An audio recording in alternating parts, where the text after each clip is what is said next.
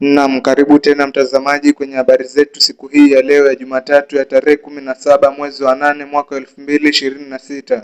Jina langu ni Eric Masha Douglas. Naam, Sifuna avamia ngome ya Raila. Makabiliano makali ya kisiasa yaliyoshuhudiwa Jumapili katika kaunti ya Homa Bay yamefichua vita vinavyozidi kushika kasi vya kutaka kudhibiti ngome ya kisiasa ya marehemu Raila Odinga, huku makundi ya simu yakijiandaa kwa uchaguzi mkuu ujao wa mwaka wa 2027. Naam, mtazamaji wangu, ili kuzidi kupata habari motomoto kwa wingi, bonyeza subscribe, like, share.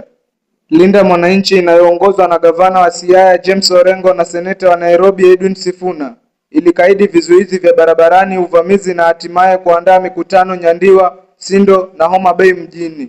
Kuingia kwao katika eneo hilo kulionyesha wazi mtihani mkubwa kwa juhudi za Rais William Ruto na washirika wake kuendeleza ushawishi katika eneo la Luo Nyanza.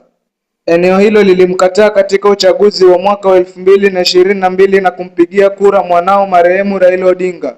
Kwa sasa eneo hilo linang'ang'aniwa na makundi mbalimbali ya kisiasa. Upande mmoja ni kundi la ODM linalopinga kuchaguliwa tena kwa Rais William Ruto na sasa linaendesha shughuli zake chini ya vuguvugu la Linda Mwananchi.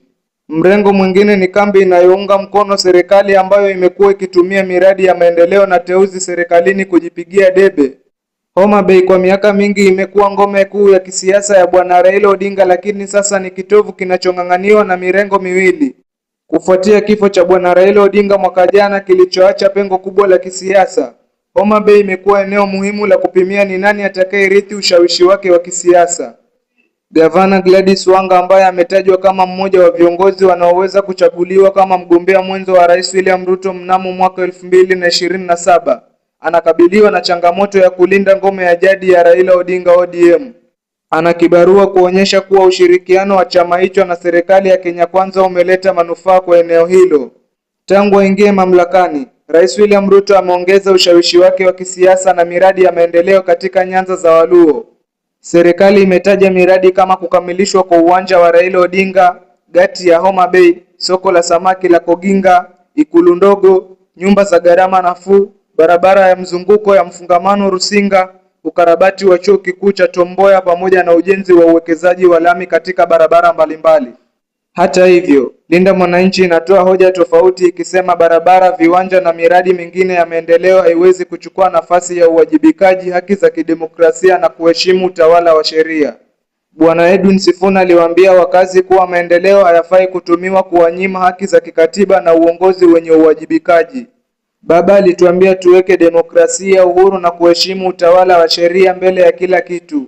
Lakini baadhi ya watu wanataka kuwaadaa kwamba maendeleo yanatosha hata kama maana yake ni kumuua Albert Ojwang, akasema, akirejelea mauaji ya mwalimu na mwanaharakati huyo kutoka Homa Bay.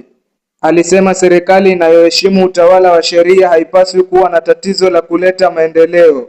Kama Sifuna, kujenga barabara na viwanja si jambo gumu kwangu, lakini ninachoahidi ni kwamba nitaheshimu utawala wa sheria, nitalinda haki zenu na sitawahi kuwaua watoto wenu, wakaongeza. Mbunge wa Suba Kusini Caroline Omondi pia alipinga hoja hiyo ya maendeleo, akisema eneo hilo halijastawi sana chini ya utawala wa sasa. Bwana Omondi alidai serikali imewekeza shilingi bilioni 50 katika eneo hilo, kiasi ambacho alisema ni sawa na gharama ya miradi mmoja mkubwa katika bonde la Ufa. Mbunge huyo pia alishtumu serikali kwa kuchukua udhibiti wa kampuni za sukari katika eneo hilo, akitaja Miwani na Chemili. Gavana Orengo naye aligeuza mkutano huo kuwa jukwaa la kueleza ni nani anayepaswa kubeba urithi wa kisiasa wa Bwana Raila Odinga. Alimshtumu Rais William Ruto kwa kushindwa kushughulikia malalamishi ya muda mrefu ya Nyanza, yakiwemo mzozo wa Migingo, na kukosoa namna serikali ilivyoshughulikia maandamano na madai ya mauaji yaliyotekelezwa na polisi. Kauli iliyovutia zaidi ilitolewa alipokuwa akijitaja kama mrithi wa kisiasa wa Bwana Raila Odinga. Hapa ndio roho ya Raila ilipo, haikufa pamoja naye.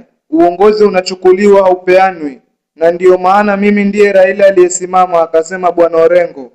Alitangaza kuwa Linda Mwananchi itaadhimisha mwaka mmoja tangu kifo cha Bwana Raila Odinga Oktoba tarehe 15 mwaka 2025, ambapo itaitaka serikali kutoa majibu kuhusu kifo chake. Mkutano wa Homa Bay pia ulihudhuriwa na mbunge wa Embakasi Mashariki Babu Owino, gavana wa Trans Nzoia George Natembeya na seneta wa Vihiga Godfrey Osotsi. Bwana Owino alimtaja Bwana Orengo kama kiongozi anayeweza kuwa daraja kati ya viongozi wa upinzani ambao wamekuwa wakishindwa kuungana.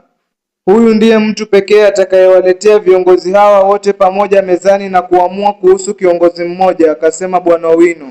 Bwana Natembeya na Bwana Osotsi pia waliwahakikishia wafuasi kwamba miungano mipya ya upinzani haitavuruga uhusiano wa kihistoria kati ya jamii za Luo na Luhya. Bwana Natembeya alisema upinzani unahitaji kuunganisha zaidi uungwaji mkono wake Magharibi na Nyanza kuelekea uchaguzi mkuu ujao wa mwaka wa 2027. Naam, mtazamaji wangu, ili kuzidi kupata habari motomoto kwa wingi, bonyeza subscribe, like, share. Kalonzo Musyoka ataka Omollo ajiuzulu, adai ameshindwa kuzima uhuni. Kiongozi wa Wiper Kalonzo Musyoka amemtaka katibu katika Wizara ya Usalama wa Ndani Dr. Raymond Omollo kujiuzulu, akishutumu serikali kwa kushindwa kudhibiti uhuni wa kisiasa.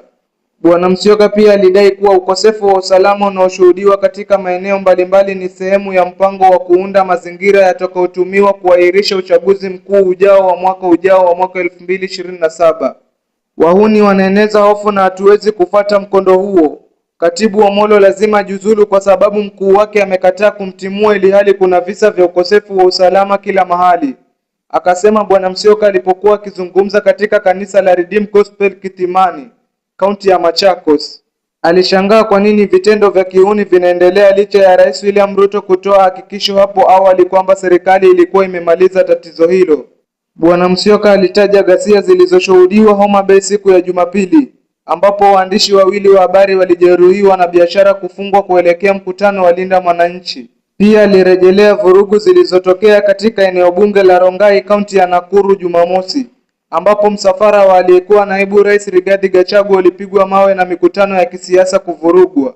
Bwana Musyoka pia alielekeza lawama zake kwa Tume Huru ya Uchaguzi na Mipaka IEBC, akisema Wakenya wanafuatilia kwa karibu kila hatua inayochukuliwa katika maandalizi ya uchaguzi mkuu ujao wa mwaka 2027.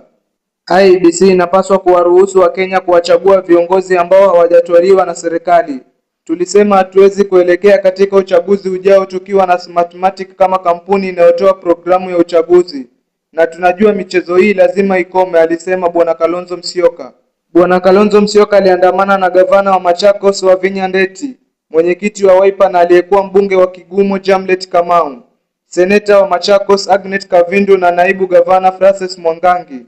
Bwana Kamau alimuunga mkono Bwana Musyoka katika azma yake ya kuwania urais mwaka 2027, akisema ana ushawishi wa kitaifa nje ya Ukambani. Kalonzo si mwanasiasa wa Wakamba pekee, yeye ndiye rais wa 6 wa Kenya.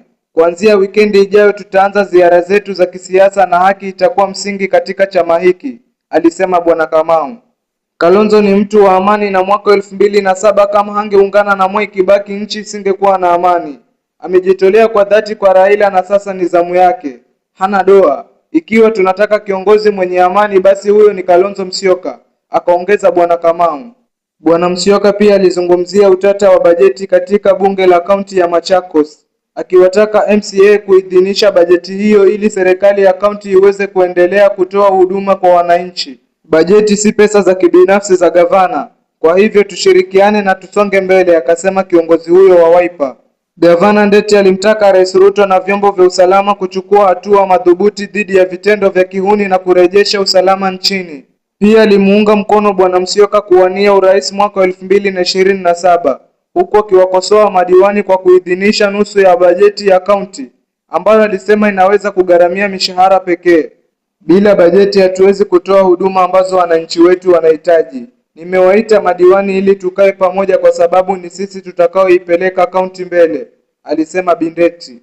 Naam, mtazamaji wangu, ili kuzidi kupata habari motomoto kwa wingi, bonyeza subscribe, like, share.